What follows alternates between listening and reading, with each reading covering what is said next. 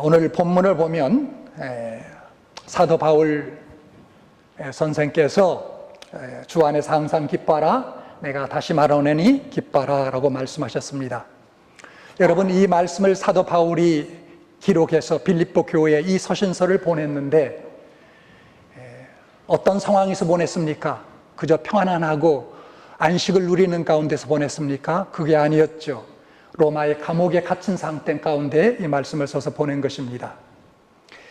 자신이 기뻐하지 않고 어떻게 다른 사람에게, 성도에게 기뻐하라고 말할 수 있었겠습니까? 어떻게 그렇게 편지를 써서 보낼 수 있었겠습니까? 분명 바울은 로마의 감옥에 있었지만 말할 수 없는 그러한 기쁨에 넘쳐서 자신뿐만 아니라 그리고 다른 성도를 향하여 이렇게 주 안에서 항상 기뻐하라고 쓰며 말하였다고 우리가 생각됩니다. 사랑하는 여러분, 우리가 기쁨의 이유를 알고 각박한 세상 속에서 우리가 항상 즐겁고 기쁨을 누릴 수 있다면 얼마나 행복할까요? 제가 오늘 설교를 마쳐놓고 이렇게 식사하면서 제 아내에게 한번 물어봤습니다. 여보, 내가 그동안 살아오면서 기쁨의 삶을 얼만큼 살았나? 또니 웬 갑자기 또 아침부터 질문이냐고 제가 핀잔을 받았거든요. 그래서 내가 논란하려고 하는 것이 아니라 내 자신을 한번 당신을 통해서 한번 듣기를 원한다. 당신을 거울 삼아서 내가 한번 볼 수 있기를 원한다. 그렇게 이야기를 했습니다. 제 마음속에는 제가 어릴 때부터 믿음의 생활을, 교회 생활을 해왔지만 그렇게 큰 기쁨의 삶을 생각했다라고 생각되지가 않습니다. 물론 좋은 일 만나면 기뻐하죠. 그러나 그것을 떠나서 정말 내 마음이 뭔가 세상에서 알 수 없는 어떤 기쁨으로 넘치는 그런 삶을 과연 살아왔나? 아니다라는 생각이 들고요. 또 그렇기 때문에 내가 결혼해서 가정을 꾸리고 왔지만, 그리고 이제 자녀들은 커서 다 그야말로 empty nest, 보금자리를 떠난 그러한 빈 둥지에서 둘이 살고 있지만 참 아쉬운 생각이 들어요. 내가 성경에 기록된 대로 이런 기쁨을 누리며 그리고 아내와 자식들과 함께 살았다면 그야말로 얼마나 더 행복하고 그 즐거운 가정을 만들 수 있었을 것인가, 그런 생각이 들었습니다. 그래서 아니다, 이제 과거는 지나간 거고 앞으로 남은 삶이라도 정말 기쁨이 넘치는 삶을 살아갈 수 있다면 그게 얼마나 다행스럽고 정말 기쁘겠는가, 그런 생각을 하는 가운데 오늘 이 말씀을 정했습니다. 사실 이 기쁨의 주제는 오래전부터 제가 설교하려고 작정했던 것입니다. 그런데 오늘 이번 주일에 이 말씀을 전하게 되었습니다. 기쁨의 이유를 우리는 세 가지로 생각해 볼 수 있겠습니다. 기쁨의 이유, 아니면 기쁨의 그 중요성을, 믿는 사람으로서 중요성을 세 가지로 생각해 볼 수 있겠습니다. 첫째로, 기쁨은 성령의 열매입니다. 갈라디아서 5장 말씀에 보면 9가지 성령의 열매를 소개하고 있죠. 성령의 열매는 사랑과 희락과 화평과 오래 참음과 자비와 양성과 충성과 온유와 절제니 라고 기록해 주고 있는데, 여러분, 성령의 열매는 이 9가지 가운데 들어있거든요. 몇 번째로 들어있습니까? 두 번째예요. 사랑 다음에 성령의 열매는 사랑과 희락이 곧 기쁨이거든요. 영어로 하면 joy. 그래서 우리가 예수를 믿으면 성령 받게 되고, 또 성령이 우리 안에 거하시게 되면 자연스럽게 맺어야 될 열매가 있다면 그 열매는 기쁨이다라는 것이죠. 두 번째 이유는 하나님 나라와 그 나라에 속한 백성의 특징이 바로 기쁨이기 때문입니다. 로마서 14장 17절 말씀에 이런 말씀이 기록되어 있습니다. 하나님의 나라는 먹는 것과 마시는 것이 아니요 오직 성령 안에서 의와 평강과 희락이니라. 하나님의 나라는 어떤 나라냐? 맨날 잔치가 벌어지는 어떤 그런 먹고 마시는 나라, 그런 나라가 아니라, 다시 말해서 어떤 육체적인 쾌락 때문에 즐거워하는 나라가 아니라 우리의 내면 삶 깊은 속에서, 우리의 영혼 속에서 그리고 하늘로부터 주어지는 진정한 기쁨이 넘치는 나라, 그리고 바로 그런 하나님의 나라라는 말씀입니다. 당연히 그 나라에 속한 하나님의 백성들은, 성도는, 성도의 그 중요한 특징은 뭐냐? 바로 기쁨이라는 것이죠. 매일 잔치가 없더라도 하나님 나라 자체가 주는 기쁨이요, 또 하나님의 나라의 백성으로서의 기쁨이 있다라는 것이죠. 여러분, 누가복음 10장 17절을 보면 이런 말씀이 기록되어 있습니다. 빌립보서를 넣고요, 누가복음 10장 17절을 보시겠습니다. 굉장히 중요한 말씀인데, 누가복음 신약성경 누가복음 10장 17절 말씀. 17절 제가 읽겠습니다. 70인이 기뻐 돌아와 가로되 주여 주의 이름으로 귀신들도 우리에게 항복하리이다. 무슨 이야기입니까? 지금 예수님께서 70명의 제자들을 두 사람씩 짝지어내서 전도하러 보냈어요. 전도하러 보내와가지고 보고를 합니다. 우리가 예수의 이름으로 복음을 전했더니 귀신들이 떨고 항복하이더라, 귀신들이 나가더라 라고 그렇게 보고합니다. 그러자 예수님께서 그 말씀을 들으시고 18절과 19절 이렇게 말씀하십니다. 예수께서 이르시되 사단이 하늘로부터 번개같이 떨어지는 것을 내가 보았노라. 내가 너희에게 뱀과 전갈을 밟으며 원수의 모든 능력을 지휘할 권세를 주셨으니 너희를 해할 자가 결단코 없으리라. 복음에는 그런 능력이 있다라는 것이죠. 우리가 예수의 이름에 복음을 전하면 귀신이 하늘에서 떨어지는, 그리고 세상에 어떠한 악한 자라도 우리가 짓밟을 수 있는 그 같은 능력이 복음에 있다라는 것이죠. 당연하다라는 것입니다. 그런데 여기 20절 말씀, 굉장히 중요한 말씀을 예수님께서 20절에 하십니다. 20절 같이 한번 읽어볼까요? 시작. 그러나 귀신들이 너희에게 항복하는 것으로 기뻐하지 말고 너희의 이름이 하늘에 기록된 것으로 기뻐하라 하시니라. 무슨 말씀입니까? 현상만으로 기뻐하지 말라라는 거예요. 본질을 가지고 기뻐하라는 것입니다.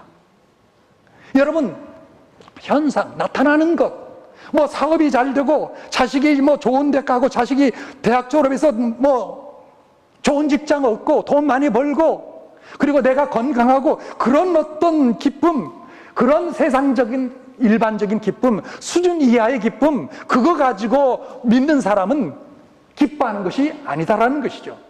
물론 그것도 기쁨입니다. 그러나 거기에 머물지 말라라는 것입니다. 현상에 머물지 말고 본질의 기쁨을 얻더라 라는 그런 말씀을 하시고 계시는 것입니다. 하나님 나라, 기쁨입니다. 하나님 나라에 속한 백성, 바로 기쁨입니다. 이게 본질이라는 것이죠. 마지막으로 왜 기쁨이 중요한가? 왜 기쁨이 중요한가? 그것은 바로 우리가 믿고 받아들이는 복음 자체가 기쁨의 회복과 연관이 있기 때문입니다. 복음의 시작 자체가 바로 기쁨과 연관되어 있기 때문입니다. 여러분, 복음을 일컬어서 영어로 good news라고 하죠. 헬라로 말할 것 같으면 유안겔리온이라고 합니다. 복음입니다.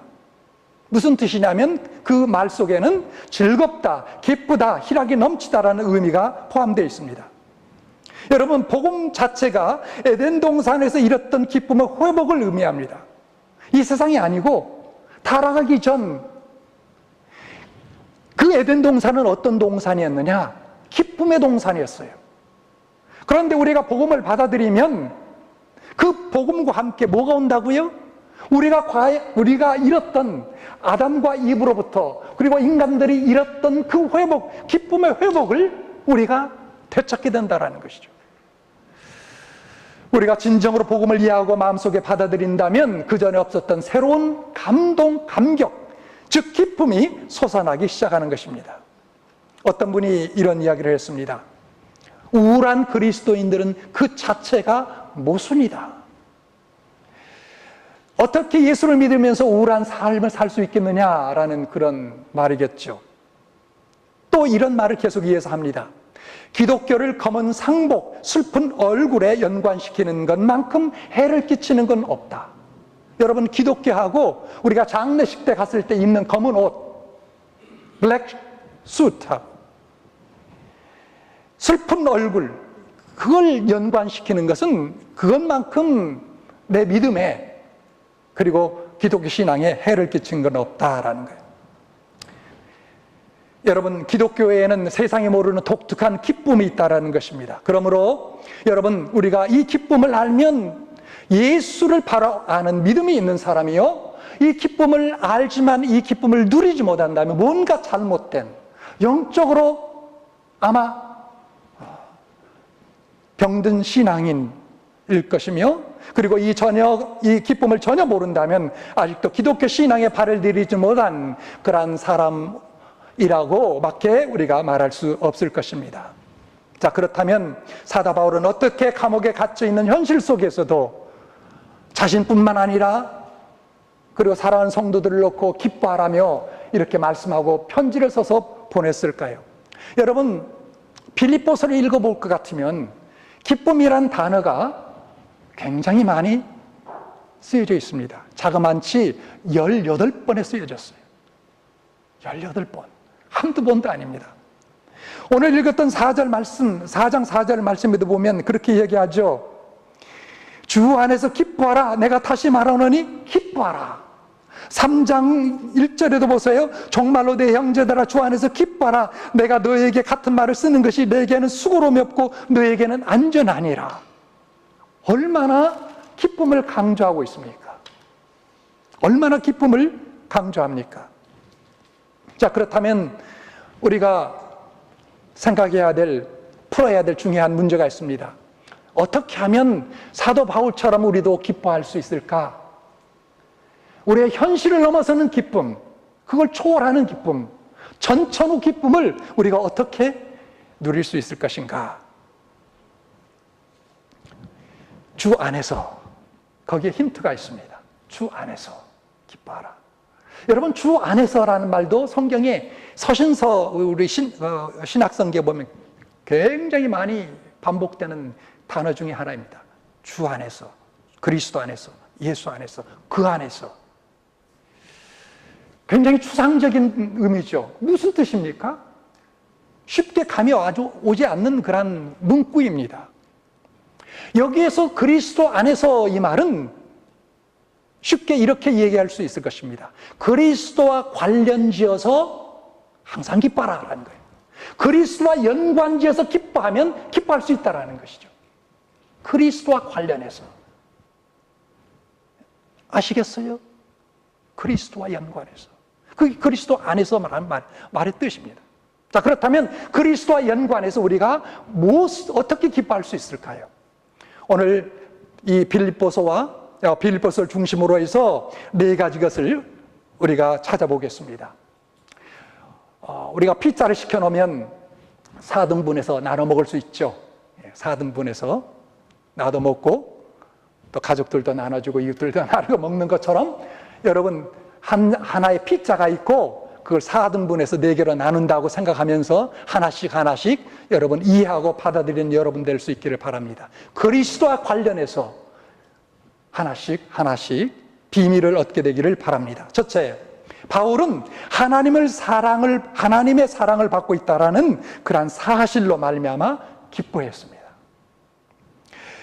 로마서 5장을 보면 이 사실을 엿볼 수 있습니다. 로마서 5장에 보면 5장 3절에 보면 우리가 환난 중에도 즐거워하나니라는 말이 기록되어 있습니다. 여러분, 환난 중에 있을 때 어떻게 기뻐할 수 있겠습니까? 이제 로마서뿐만 아니라 빌립보서에도 보면 바울이 감옥 속에 있는데 환난과 시련 속에 핍박 속에 있는 게 아닙니까?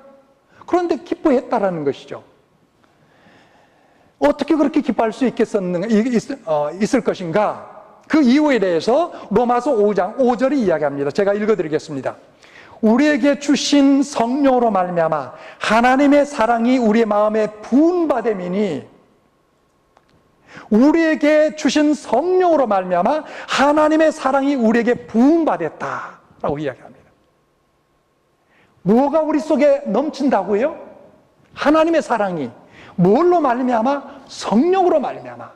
그런데 여기에 또 중요한 것이 있습니다. 뭐냐면 바울이 로마서 5장 5절을 쓰는 가운데 우리가라는 단어예요. 우리가라는 말. 이렇게 말하지 않았습니다. 내게 주신 성령으로 말미암아 하나님의 사랑이 내 마음에 부어진 바 되었다, 이렇게 말하지 않고 우리가라고 얘기합니다. 우리에게 주신 성령으로 말미암아 하나님이 우리의 마음에 부은 바 됐다라고 이야기합니다. 얼마나 놀라운 말씀입니까? 여러분이 믿든 안 믿든 여러분이 예수 그리스도를 믿었다면 한 가지 중요한 사실은 하나님의 사랑이 여러분의 마음 가운데 폭포수처럼 흘러 넘쳤다라는 것이죠. 여러분, 여기서 몇 시간 우로 자동차 타고 가려면 나이가라 폭포 만나지 않습니까? 엄청난 물이 그 폭포를 향하여 떨어지는데, 폭포로 떨어지는데, 여러분, 장관 아닙니까? 하나님의 사랑이 우리 가운데 그렇게 부어졌다는 사실이죠. 바로 그러한 사랑을 바울은 깨닫고 알고 경험하고 있었기 때문에 감옥과 같은 그러한 처절한 성경 속에서도 그는 기뻐할 수 있었다는 사실입니다. 사랑하는 여러분, 사실 바울만큼 환난과 핍박을 받은 사람이 어디에 있겠습니까? 그럼에도 불구하고 자신이 무한한 하나님의 사랑의 대상이라는 사실 때문에 매를 맞으면서도 기뻐할 수 있었던 것입니다. 우리 역시 좀 전에 제가 말씀하신 대로 바울뿐만 아니라 여러분과 저도 하나님을 믿는다면, 예수 그리스도를 믿었다면 하나님의 사랑을 받는 너무나 귀한 존재들입니다. 하나님께서는 여러분과 저를 사랑하셨기 때문에 그의 아들 예수 그리스도를 보내주셨어요. 십자가에 달려 죽게 하셨습니다. 그래서 여러분, 우리를 자녀 삼으셨고 우리를 구원하셨고 하나님의 나라를 상속받게 하셨어요. 여러분이 슬플 때 내가 얼마나 하나님의 사랑을 받고 있는가를 조용히 한번 묵상해 보십시오. 여러분, 마음이 아플 때에 하나님의 나를 어떻게, 그리고 얼마나 사랑하시는가를 한번 생각해 보십시오. 그러면 바울처럼 기뻐할 수 있습니다. 사랑은 기쁨을 자아냅니다. 여러분, 사랑받는 자녀들 보세요. 웃잖아요. 사랑받지 못한 자녀 보세요. 웃음이 별로 없습니다. 놀라운 우리의 삶의 원리고 이치입니다. 하나님께서 우리를 사랑하십니다. 그러므로 말미암아 그 사랑을 우리가 깨닫고 그리고 믿음으로 고백하면 틀림없이 그 사랑은 우리에게 기쁨을 안겨주게 될 것입니다. 헨리 나우네라는 분이 있는데 이분이 이런 말을 했습니다. 기쁨은 행복과 같은 것이 아닙니다. 기쁨과 행복은 다릅니다. 기쁘다고 행복한 것이 아닙니다. 우리는 때로 기쁨과 행복을 동일시하는 경우가 있지만 여러분, 그렇지 않다라는 것이죠. 바울의 경우가 그렇지 않습니까? 세상적으로 보면 바울은 행복하지 않죠. 세상적으로 보면요. 감옥에 있고 매를 맞고 얼마나 불행합니까?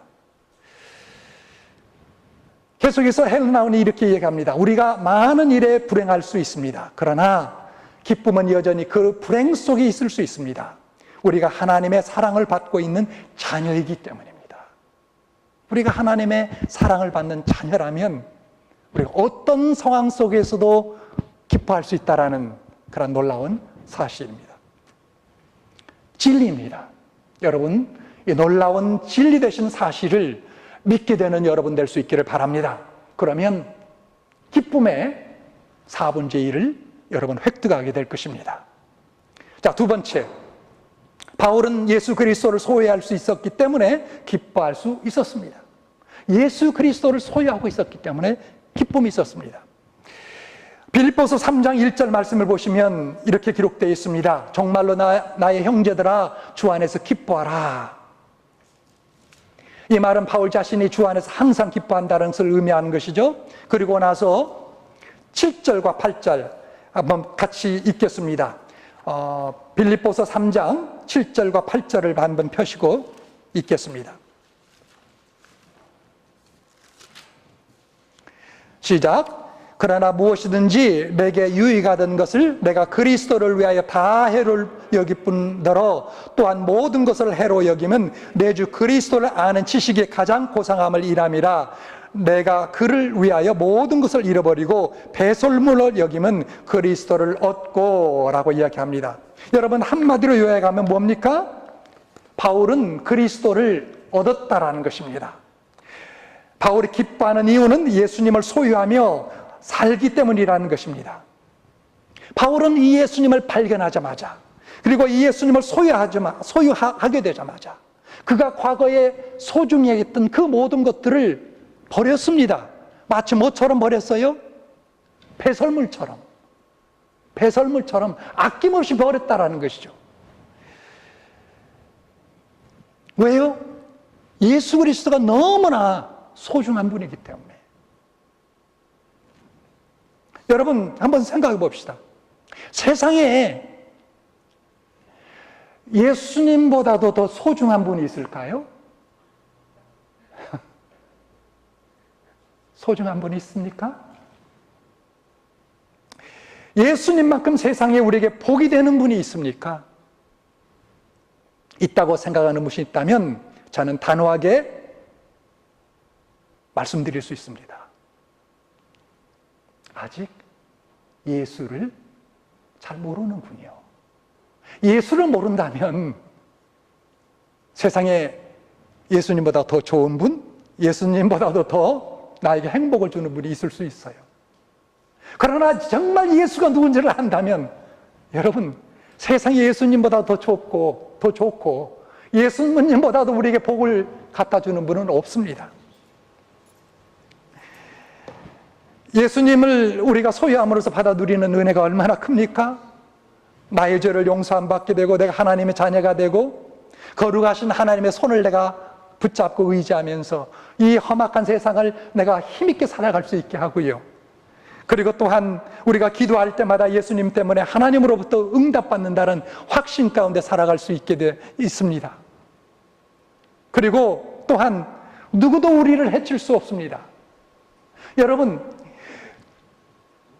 심지어 죽음 앞에서도 두려워하지 않는 이런 든든한 백을 우리가 어디에서 얻을 수 있겠습니까? 예수님을 얻자 그분을 뒤따라가는 하늘의 모든 영광스러운 축복이 다 내게 된 것이 아닙니까? 이 예수 때문에 바울뿐만 아니라 여러분과 저도 기뻐할 수 있다는 거예요. 그래서 여러분, 기뻐할 수 없는 어떤 환경 속에 있을 때 생각해 보십시오. 하나님이 나를 얼마나 사랑하고 있는가? 그리고 내가 누구를 지금 소유하고 있는가? 예수 그리스도, 그분을 여러분 소유하고 있다는 이 사실을 기억하는 가운데 하늘의 기쁨을 회복하고 누리며 사는 여러분 될 수 있기를 바랍니다. 세 번째로, 바울은 자기의 형편을 좋은 것으로 받아들였기 때문에 기뻐할 수 있었습니다. 자기의 형편을 선한 것으로 받아들일 수 있는 그러한 능력이 있었기 때문에 어떤 상황 속에서도 기뻐할 수 있었다라는 말씀입니다. 빌립보서 4장 10절과 11절을 같이 보겠습니다. 빌립보서 4장 10절과 11절 같이 읽겠습니다. 내가 주 안에서 크게 기뻐함은 너희가 나를 사랑하는 것이 이제 싹이 남이니 너희가 또한 이를 위하여 생각은 하였으나 기회가 없었느니라. 내가 궁핍함으로 말하는 것이 아니라 어떤 형편이든 내가 자족하기를 배웠노니 12절 말씀, 내가 비천에 처할 줄도 알고 풍부에 처할 줄도 알아 모든 일에 배부르며 배고픔과 풍부와 궁핍에도 일체의 비결을 배웠노라. 여러분, 바울 보십시오. 그는 비천하거나 풍부할 때도, 그리고 배고프거나 배부를 때에도 스스로 만족할 수 있는 비결을 배웠다고 합니다. 그리고 그 비결을 어디에서 얻었습니까? 하나님께로부터 얻었습니다. 어떤 상황 속에서도 그가 자족할 수 있는 능력을 어디에서 얻었습니까? 하나님께서 얻었다고 이야기합니다. 4장 13절 보세요. 오늘 바로 그 밑에를 한번 보십시오. 시작. 내게 능력 주시는 자 안에서 내가 모든 것을 할 수 있느니라. 어떤 상황 속에서도 불평하지 않고 원망하지 않고 불행해하지 않고 기뻐할 수 있고 자족할 수 있는 그러한 능력을 예수님을 통해서, 성령을 통해서 얻게 되었다는 말씀입니다. 여러분, 바울을 한번 생각해 봅시다. 그의 형편을 살펴보면 솔직히 기뻐할 것이 하나도 없습니다. 바울에게는 배우자도 없고요, 자식도 없습니다. 혈육이 없습니다. 여러분, 나이가 들 때 정말 의지하는 것은 처자식이라고 하지 않습니까? 그런데 바울은 처자식도 없습니다. 그는 혹독한 또한 육체의 고통의 가시를 가지고 살았습니다. 평생 그 고통에서 벗어나질 못했습니다. 몸이 약하면 나오던 웃음도 기어 들어간다고 하지 않습니까? 그럼에도 불구하고 바울은 그가 기뻐했던 이유는 그 모든 고통까지도 선하게, 좋게 받아들였기 때문입니다. 여러분, 또한 바울 봅시다. 바울은 성공한 사람이었습니까? 그는 대단한 공부를 했고, 그리고 신앙의 경력을 쌓았음에도 불구하고, 높은 지위에 있음에도 불구하고, 그런 것 때문에 그는 성공한 그런 사람으로 우리가 생각됩니까? 그렇지 않습니다. 그는 당시 상황에서 보면 그는 세상의 구경거리였습니다. 만물의 찍기 같은 그런 낮은 위치까지 떨어져 있었습니다. 왜요? 복음을 위해서 필요하다고 보았기 때문입니다. 지금 로마 감옥에 갇혀 있는 사람이 어떻게 기뻐할 수 있는 그러한 마음을 가질 수 있었겠습니까? 그러나 그런 처지에서도 그는 기뻐했습니다. 왜요? 그 감옥도 하나님이 주셨다고 믿었기 때문입니다. 우리도 마찬가지입니다. 우리 각자가 처한 형편이 각각 다를 수 있습니다. 어떤 사람은 만족스러워할 수도 있고 어떤 사람은 불만족스러워할 수도 있을 것입니다. 또 어떤 사람은 행복해할 수도 있고 어떤 사람은 하루하루 살아가는 것이 고통의 연속일 수도 있을 것입니다. 그러나 여러분, 어떤 형편에 놓였든지 우리는 바울처럼 항상 기뻐할 수 있습니다. 이것은 나의 형편을 하나님께서 주신 것으로 받아들일 때 가능합니다. 하나님께서 보실 때 모든 것이 합력하여 선을 있었다고 믿기에 나에게 허락하신 것을 사에게 허락하신 것으로 받게 되는 것입니다. 그렇게 좋게 받아들인다면 여러분, 우리는 어떤 상황 속에서도 기뻐하게 됩니다. 좀 전에 말씀드렸던 대로요, 오늘 집을 나서기 전 정말 또 스트레스를 받는 그런 전화를 받았지만 그래도 그런 가운데서도 하나님의 선한 뜻이 있을 것이다. 그런 가운데서 뜻이 있을 것이다. 나를 연단시키기 위함이다. 또 그를, 나에게 전해졌던 그분을 하나님께서 사랑하시고 뭔가 깨우치기 위함이다 라고 생각하니까 서서히 기쁨이 찾아오는 것을 보게 됐습니다. 여러분, 이렇게 좋게 받아들이고 감사하면 모든 조건에서 우리는 행복하게 됩니다. 이것이 우리가 파이를 4등분하고 얻게 되는 4분의 1의 하나입니다. 모든 여건을, 모든 상황을 전능하신 하나님, 선하신 하나님, 지혜로우신 하나님께 맡기고 나를 위하여 합력해서 선을 이루실 것이다 라고 믿음으로 받아들이십시오.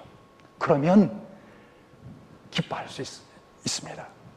마지막 파이. 이것은 바울은 자기가 갖고 있는 가장 소중한 것, 곧 예수를 다른 사람에게 나눠줌으로 기뻐하며 살았습니다. 여기 다시 앞으로 1장으로 가서 봅시다. 1장 18절 말씀 봅시다. 빌립보서 1장 18절 말씀. 그러면 무엇이뇨?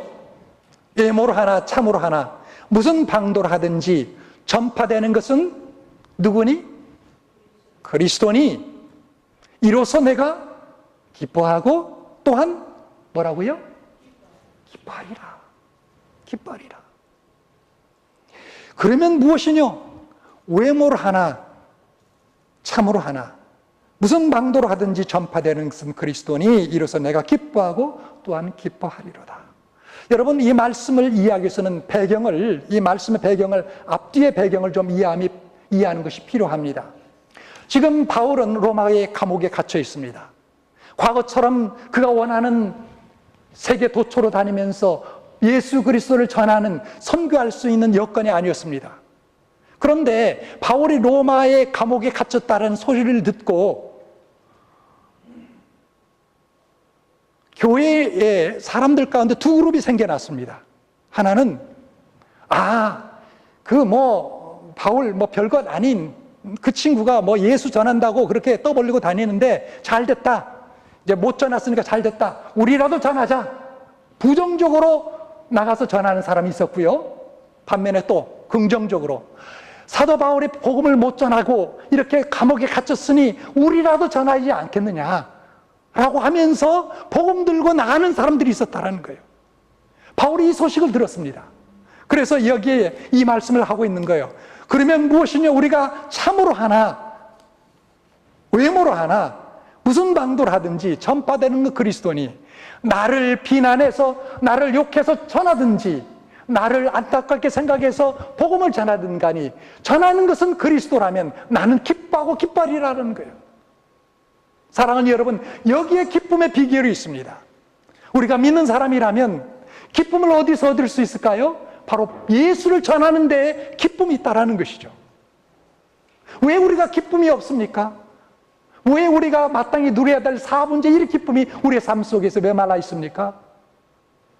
그 원인은 우리가 마땅히 전해야 될 예수 그리스도를 전하지 못하고 입 다물고 있기 때문에 기쁨이 없다는 사실이죠. 우리가 예수님을 가장 소중한 존재로 생각한다면 그분을 다른 사람에게 전하고 나누는 것은 우리에게 기쁨을 가져다 주는 원천이 될 수 있습니다. 사랑하는 여러분, 여러분은 이 기쁨이 있습니까? 답답할 때 답답해 하지 말고 차라리 팍차고 나가서 전하십시오. 우라통이 털째 다 접어두고 아는 사람을 찾아가 예수를 믿으라고 말해보십시오. 아무것도 나를 기쁘게 하는 것이 없어 우울할 때 누군가를 붙잡고 꼭 왜 예수를 믿어야 되는지 한번 설명해 보십시오. 자기도 모르게 마음속에서 기쁨이 솟구쳐 오를 것입니다. 왜냐하면 내가 좋아하고 소중히 여기는 것을 남에게 나누게 해주면 거기에는 반드시 기쁨이 있기 때문입니다. 이게 하나님께서 만들어 놓으신 우리의 인간의 원리입니다. 삶의 원리입니다. 원칙입니다. 내게 소중한 것, 내게 귀한 것, 그걸 나눌 때 기쁨이 있는 거예요. 우리는 세상 사람들이 알지 못하는 놀라운 기쁨의 조건을 갖고 있습니다. 내가 소중하게 여겼던 모든 것을 빼앗긴다 할지라도 우리는 아무것도 빼앗을 수 없는 기쁨의 조건을 가지고 있습니다. 이것이 바로 뭐냐? 주 안에서의 기쁨입니다. 다 내 것을 다 잃은다 할지라도 다른 사람이 건들 수 없는 것, 빼앗아갈 수 없는 것, 주 안에서 하나님의 사랑, 내 마음 가운데 거하시는 내가 소유한 예수 그리스도, 그리고 모든 형편 가운데 하나님께서 선한 것으로 만들어 역사하실 것이다라는 그와 같은 놀라운 사실, 그리고 내가 깨닫게 된 이 구원의 놀라운 복음, 예수 그리스도, 이것 때문에 우리는 기뻐할 수 있습니다. 사랑하는 여러분, 마지막으로 설교를 마치면서 한 가지 특별히 당부를 드립니다. 기쁨은 성령의 열매입니다. 기쁨은 성령의 열매입니다. 내가 노력해서 맺는 것이 아닙니다. 성령 안에 거하면 자연적으로 맺어집니다. 그러나 기쁨은 또한 선택입니다. 선택입니다. 여러 가지 상황 속에서 기뻐하느냐, 내가 기뻐하지 않느냐, 이것은 내 선택에 달려 있습니다. 내가 아무리 형편이 어렵고 힘든 상황이라 할지라도 주님 안에서 주님과 연관시켜서 내가 기뻐하리라 라고 작정하면 기쁨이 찾아오게 되는 것입니다. 사랑하는 여러분, 항상 기뻐할 수 있는 축복이 날마다 여러분에게 찾아올 오게 되기를 바랍니다. 주 안에서 항상 기뻐하는 아름다운 성령의 열매가 여러분 모두에게 넘치기를 주님의 이름으로 축복을 드립니다. 우리 같이 한번 기도하겠습니다. 같이 기도합시다. 거룩하신 하나님 아버지, 감사합니다. 오늘 또 귀한 은혜를 주셔서 우리의 삶 가운데 놀라운 기쁨의 원리를 하나님 말씀해 주시고 또 깨우쳐 주심을 감사합니다. 하나님 아버지, 우리가 하나님 나라에 속한 자로서, 하나님 나라의 친백성으로서 마땅히 세상 속에서 보여야 될 것은 기쁨의 삶인데도 불구하고 우리가 얼마나 이 놀라운 성령의 그러한 은혜를 상실하고 살았습니까? 하나님 아버지, 불쌍히 여겨주셔서 이제부터는 우리가 더욱더 하나님의 사랑을 깊이 깨닫고 기뻐하는 저희들 되게 도와 주시옵소서. 세상에 무엇보다도 소중한 예수 그리스도를 소유한 자로서, 함께 살아가는 자로서 기뻐할 수 있는 저희들 되게 도와 주시옵소서. 나의 모든 어려운 형편을 합력하여 선을 이루시는 하나님의 그 은혜로우심을 우리가 믿고 기뻐할 수 있게 도와 주시옵소서. 무엇보다도 또한 소망 되시고 능력 되시고 기쁨이 되시는 예수 그리스도를 모르는 많은 사람들에게 알리고 전함으로써 하나님께 주시는 그러한 하늘나라의 기쁨을 누리며 살 수 있는 우리 모두로 하나님께서 만들어 주시옵소서. 사랑 많으신 주 예수 그리스도 이름으로 감사하며 간절히 기도드렸사옵나이다. 아멘. 이제 우리 일어나셔서 마지막 찬양을 하시겠습니다. 473장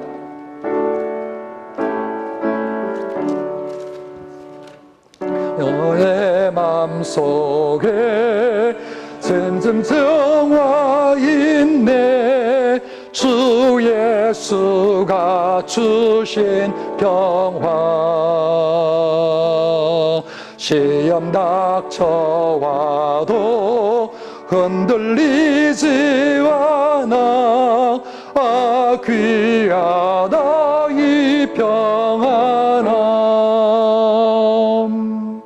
주가 항상 계셔 내 맘속에 주가 항상 계셔 기쁘다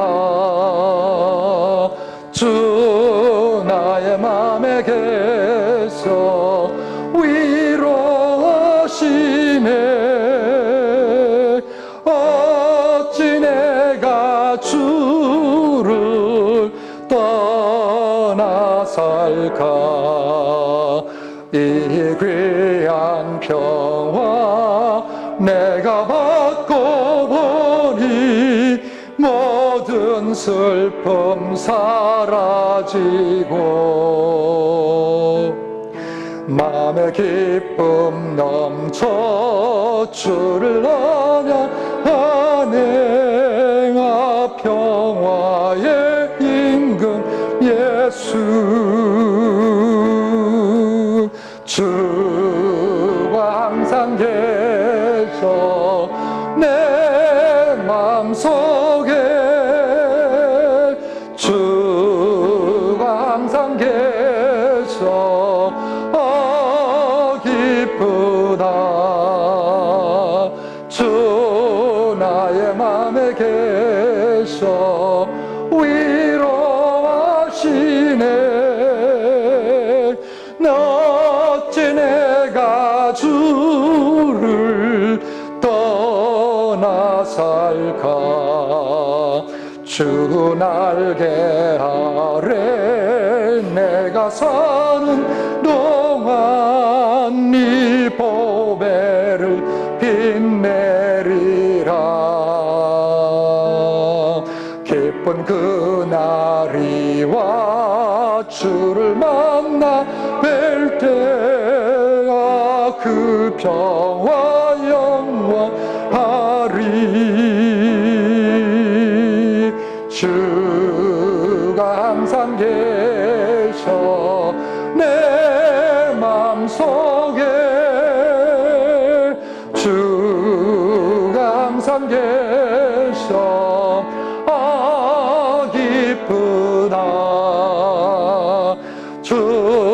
나의 맘에 계셔 위로하시고 어찌 내가 주를 떠나 살까. 이제는 우리 주 예수 그리스도의 은혜와 하나님 아버지의 무한하시고 극진하신 사랑과 성령님의 교통, 교제, 인도, 보호하심이